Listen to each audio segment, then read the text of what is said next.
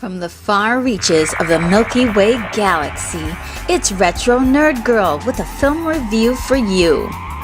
Today, I'll be reviewing the movie Zardoz, released in 1974. Starring Sean Connery, Charlotte Rampling, and Sarah Kesselman. Directed by John Boorman. The synopsis.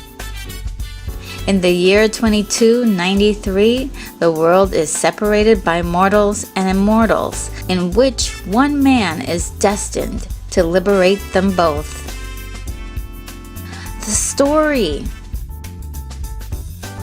After having a track record of making critically acclaimed films such as Point Blank in 1967 and Deliverance in 1972, John Boorman wrote and directed this film after his attempt to adapt J.R. Tolkien's The Lord of the Rings was canceled in the early 70s. Believe it or not, Zardoz was inspired by The Wizard of Oz, where a terrifying, oversized head of an idol controls people, while itself being operated by a single man. In this film, Zardoz is a statue of a terrifying head, which used to be a spaceship at one point or another. He is pretending to be a god to the people of the Outlands called the Brutals in the year 2093. From the Brutals, there are the chosen ones called the Exterminators, who kill the masses of Brutals to quell the population on the planet, and at one point forces them into slavery to farm grain to give to Zardoz as an offering. Like the Wizard of Oz, Zardoz is controlled by a group of people called the Eternals, who are immortal. Boorman said of the film, in a society where people live forever, there's clearly no reason or need for children. And therefore, does sexuality disappear? Does the sexual urge no longer function? And those questions about sex in particular are strongly expressed in the film, as there are many nude scenes and many questionable moments in which you are exposed to sort of a naked body or a picture of a naked body. There are several interesting intellectual questions brought up in the story about population control, classism, and the ramifications of immortality. The story was also inspired by After Many a Summer by Aldous Huxley, about an immortal wealthy man who regresses into an ape. Boorman said it had a very powerful effect on him since childhood. In my opinion, this is definitely a high concept piece. It's not a unique exploit, having been the plot point for many futuristic books and movies like Soylent Green, which came out a year before this one in 1973. As well, you can see that the film was also heavily inspired by the late 60s films like Barbarella and Planet of the Apes, both released in 1968. However, the biggest problem for me really was the confusion of the script and the dialogue, where there were some awesome monologues as well as some hilarious and fascinating quotes. But one of the first things that Zardoz says in the opening of the film is simply unrepeatable. If anything, it came off as very hilarious, cringy, and clunky.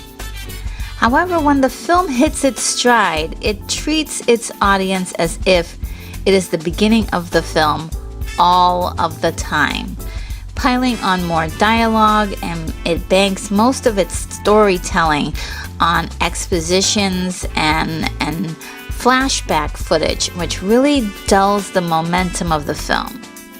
And back to the confusion. The confusion really comes from the fact that the audience is meant to experience the mystery and surprise unfolding the story. And you do experience that. But then again, it's still written with a clunky hand. On a lighter note, it was fun to see what weird, awkward, and cringy thing was next said or done. I had a lot of fun with it. The pacing. At an hour and 45 minutes, the pacing is fragmented because it feels as if the story is told out of order, which forces the film to tell and show us concepts repeatedly. However, the bonus is that it goes by pretty quickly and there are many oddities for you to visually devour. The challenge. The challenge is quite strange in the film because it is anyone at any time, because the society is so complexly inept. The Eternals live in their own oasis called the Vortex 4. In this futuristic dystopia within a periphery shield controlled by a powerful crystal technology called the Tabernacle. There seems to be other vortexes too, or vortices, if that's the right way to pronounce it. But we never hear much about them in the story. The vortex was really created to keep out the brutals and safekeep the comforts of the world of the Eternals to themselves. So there is this rich and poor dynamic of disparity and social commentary. The Eternals were created about 300 years prior to this story by scientists who discovered a way to prolong life with the use of the tabernacle. They did this by implanting a small crystal into the third eye of all of the citizens of Vortex 4. The crystal allows them a psychic connection to one another. Join minds at this meditation state called second level, and mentally domineer mortals, and sometimes each other. The Eternals initially did this because they wanted time to figure out a way to advance the species. They even went to space, but then they discovered that it was a dead end. One of the drawbacks to immortality is that they can't have children because they lost the physical ability. Very bored, they can't sleep, and from those drawbacks, the Eternals became fragmented. The Eternals were normally the elite with all the power, who appear to be young. They're the ones who uphold the laws of their society, and they keep the species going. They are what they call the custodians of the past for an unknown future. From the Eternals emerged the Renegades first, who were middle-aged when the society was created, so they revolted against the way things were being run, even though they created it. They realized that there was a flaw, and in this particular society of the Eternals, to even think differently than the majority will sentence a person to be aged and cast out as a renegade. Since they cannot die, the aging process is the only physical representation of scorn and undesirability, reflecting a little bit of real-world ageism to the audience. From the Eternals, there's another group that emerged. These individuals are called apathetics, who were so bored with life that they stopped participating and they became almost like zombies. When the apathetics began to appear, Zardoz told the exterminators to stop killing the brutals. Instead, they were to capture them and make them farm grains in order to feed the apathetics. This was when their world began to really unravel.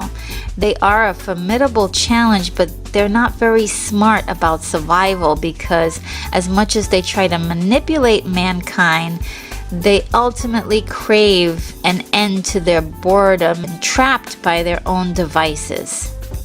In short, it was driving them crazy.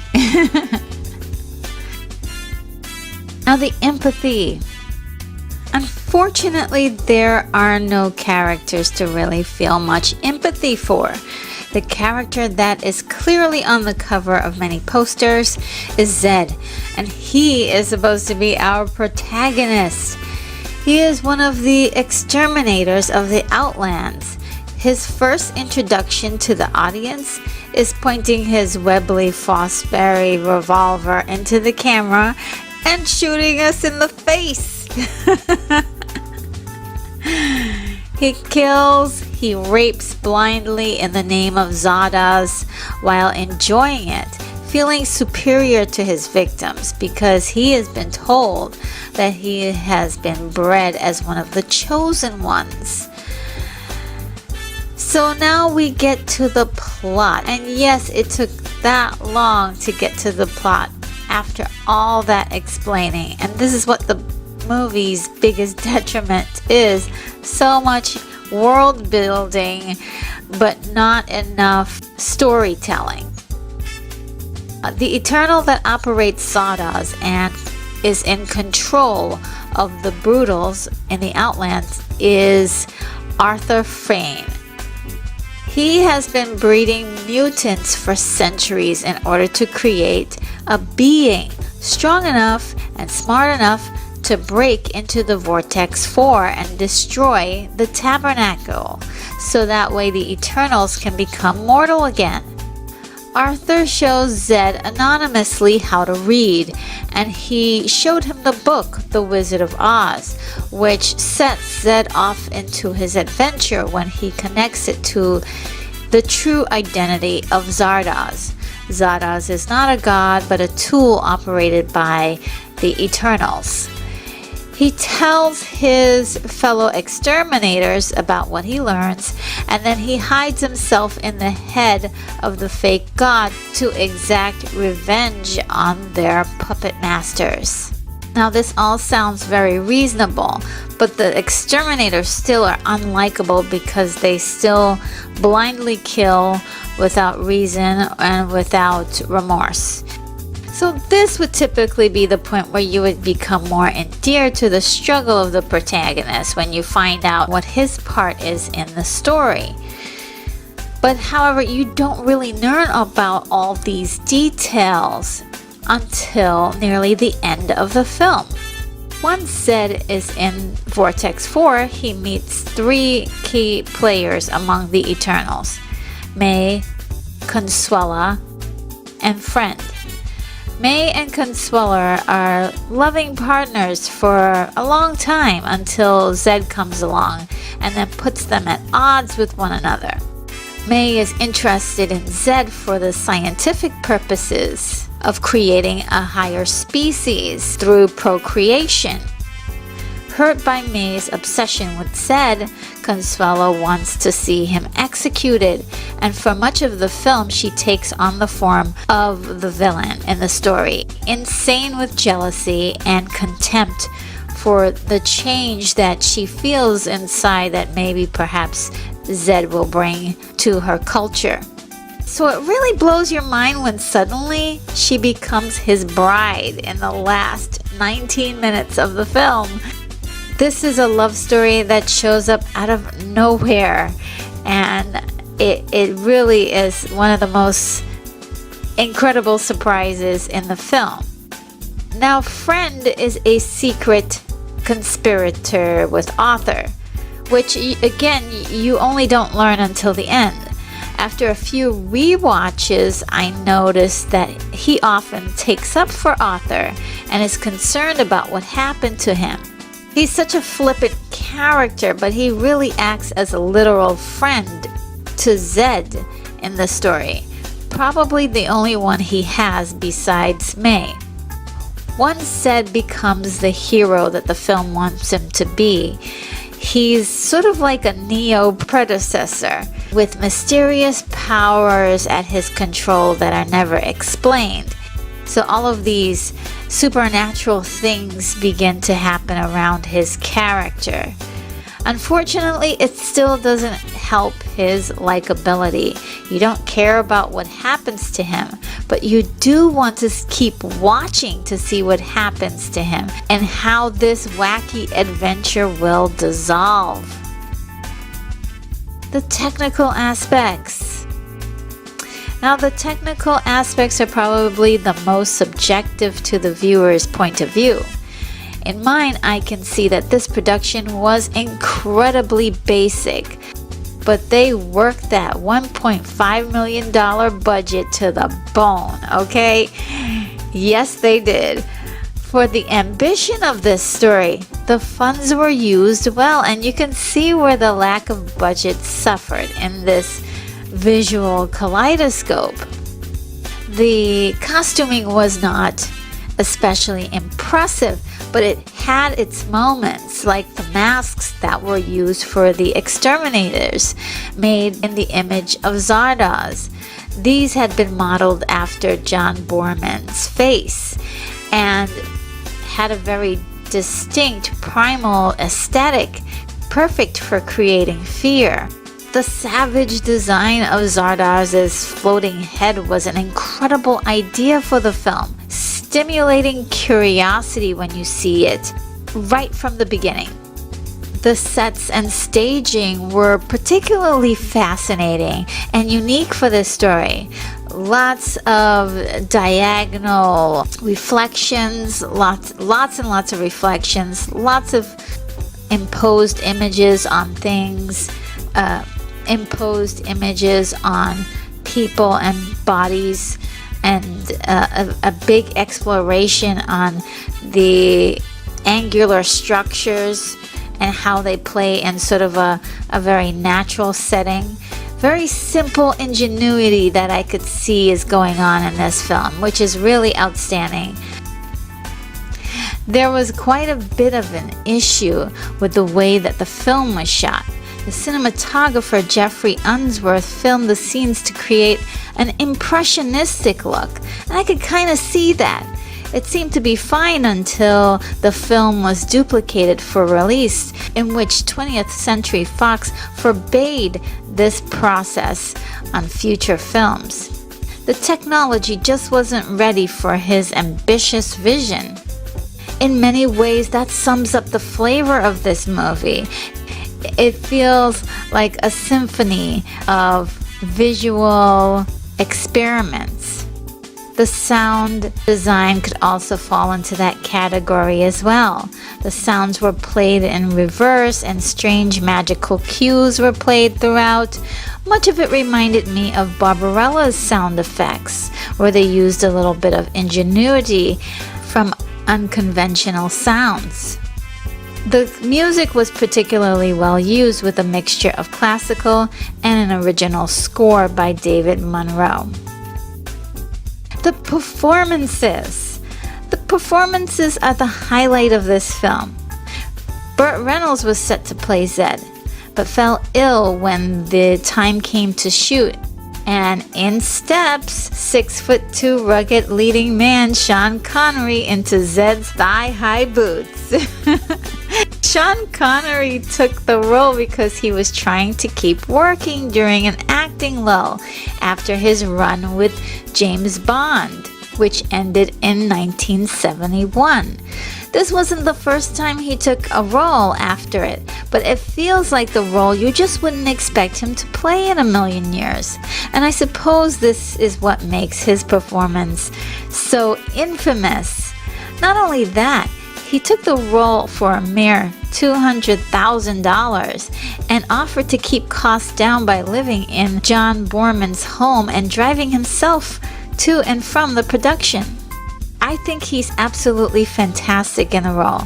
He makes the character as realistic as possible, and I love the fact that he's taking his role in this seriously while wearing that skimpy costume.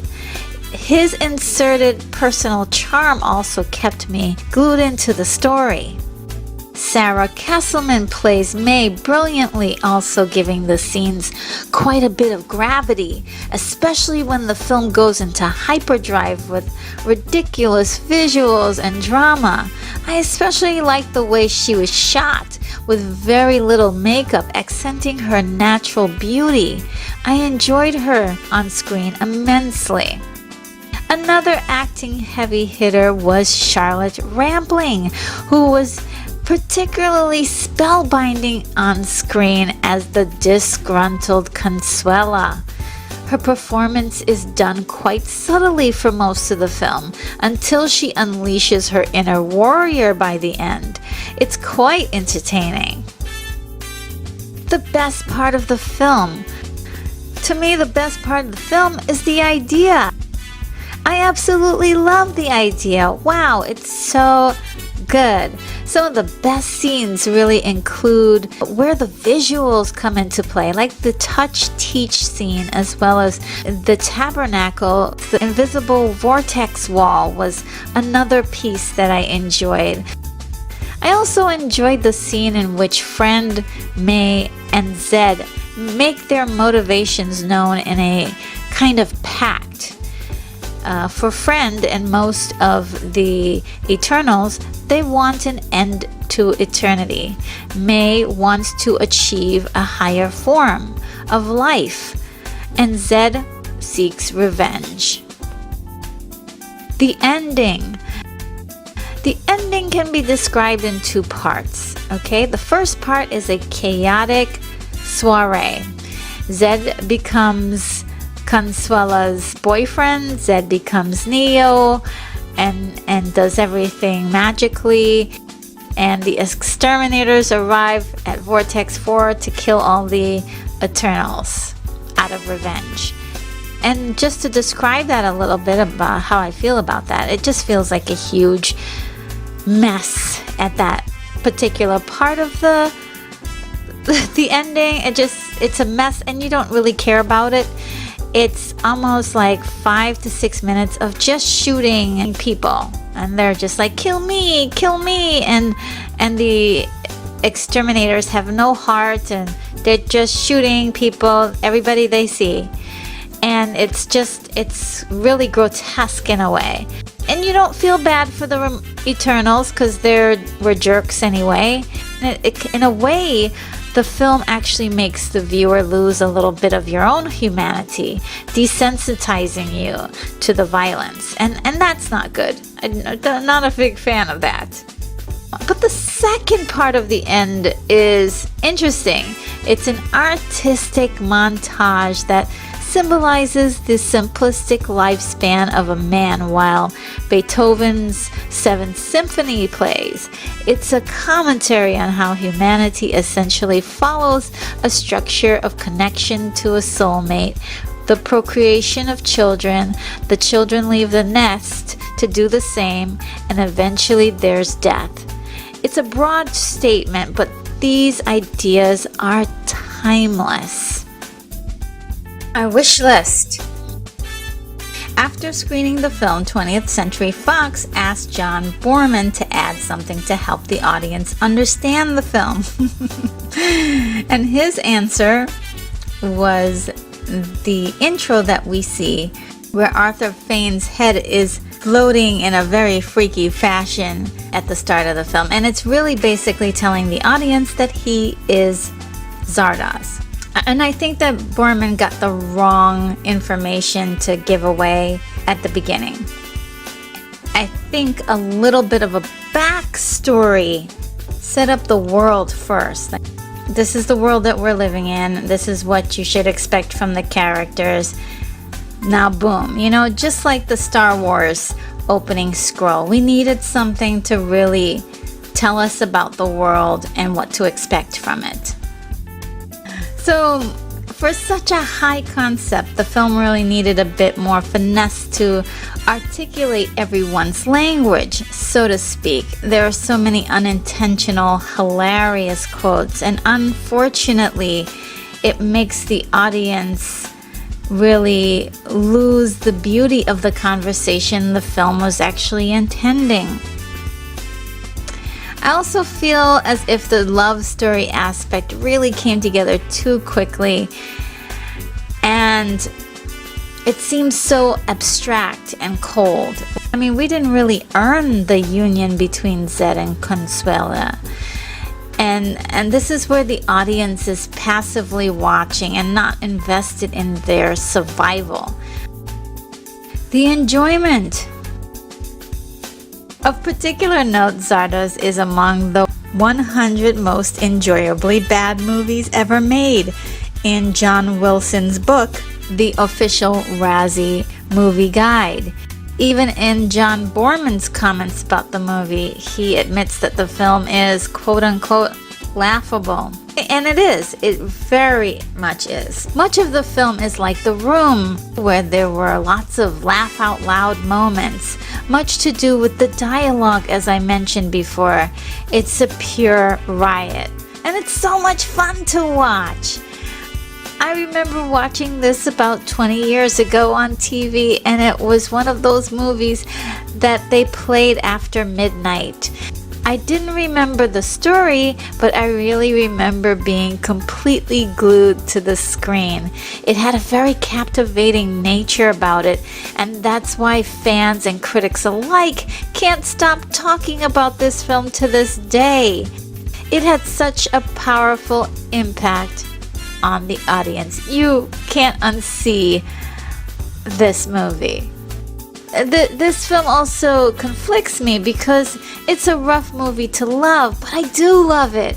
It's completely wacky and confusing and even angering sometimes. I wish certain things were done in a different way. But I do understand it. It's detailed in its massive confusion, but my brain sees where it could have been organized and made into something that was consumable. And besides that, I just honestly love the concept. If it were only executed better, it's definitely one of my secret guilty pleasures. Just don't tell anyone. My rating is a 6.6. That sums up my review. I hoped you liked it. This is Retro Nerd Girl signing off. Take care, movie lovers. I'm off to my next review.